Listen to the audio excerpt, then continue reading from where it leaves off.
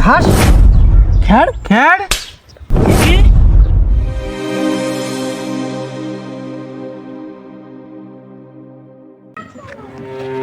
এতখানি পড়াশোনা করে প্রচার করা কোনো জায়গা পাচ্ছি না, কোন যা প্রচার করবো?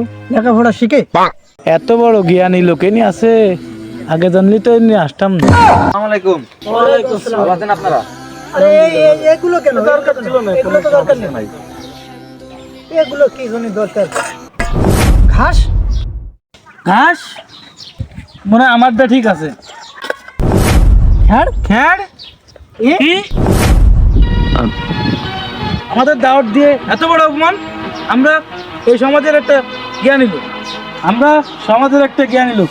তুমি দাওয়াত দিছো বলে আমরা এই জায়গায় আইছি। এর চেয়ে ভালো ভালো জায়গায় দাওয়াত করে সেখানে আমরা যাইনি।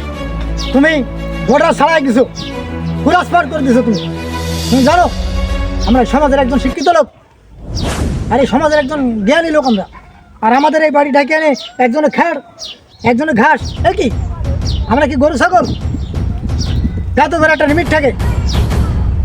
গেছে এমনই গেছে রে। আরে দেখেন না, আমাকে দাওয়াত দেয় এনে একজনের দেশে খ্যাড়।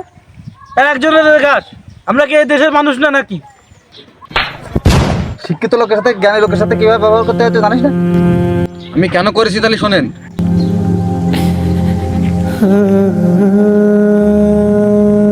আসসালামু আলাইকুম। ওয়ালাইকুম আসসালাম ওয়া রাহমাতুল্লাহি ওয়া বারাকাতুহু। আমি আপনার কাছে আইছি একটা পরামর্শ নেওয়ার জন্য। কি পরামর্শ দিতে হবে বলো? কেন আমি মানুষকে বিশ্বাস করি বলে অল্পতে ঠকে যাই। দেখো, কারোর বিশ্বাস করার আগে অনেকটা ভাইবে নিবা।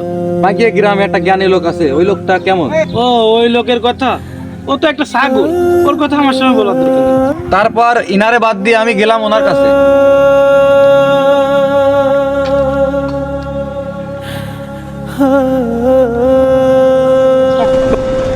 আসসালামু আলাইকুম। ওয়ালাইকুম আসসালাম। আমি আপনার কাছে আইছি একটা পরামর্শ নেওয়ার জন্য। তো কি পরামর্শ দেবো বলো, সমস্যা নেই। দেখেন, আমি মানুষকে অল্পতে বিশ্বাস করি বলে ঠকে যাই।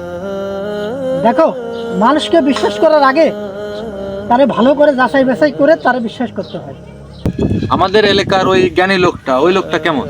ওই লোকটার কথা বলো, উনি তো একটা গরু, ওনার কথা আমার সময় বলে না। মানুষ আবার গরু হয়, গরু। আর একজন বলল ছাগল, একজন রে গরু কয়, একজন ছাগল কয়। বুঝলাম না, তাহলে কি আমি ইনাদেরকে খাবার দিয়ে ভুল করেছি? তাহলে তো ঠিক আছে। দেখেন, দুজন হিংসা করার জন্য আজকে আমাদের এই হচ্ছে। দেখেন, আজকে আমরা একজনকে হিংসা করি, অহংকার করি। আজকে এই অহংকার করার কারণে আজকে আমরা সমাজের কাছে সব নিচ হয়ে গেলাম। আমাদের শিক্ষিত জ্ঞানে কোনো মূল্য নেই। ঠিক আছে? এই জন্যই মানুষ বলে অহংকার পতনের মূল। এই অহংকার যদি আমাদের ভিতর না থাকতো, তাহলে আমরা মনে হয় আরো উচ্চ শিক্ষিত হতাম। আমরা সমাজে আরো মাথা ধরা লোক, জ্ঞানী লোক, আমি সম্মান পাবো।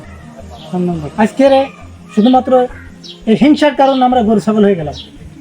তাতে করে আমরা হিংসা করবো না, ঠিক আছে?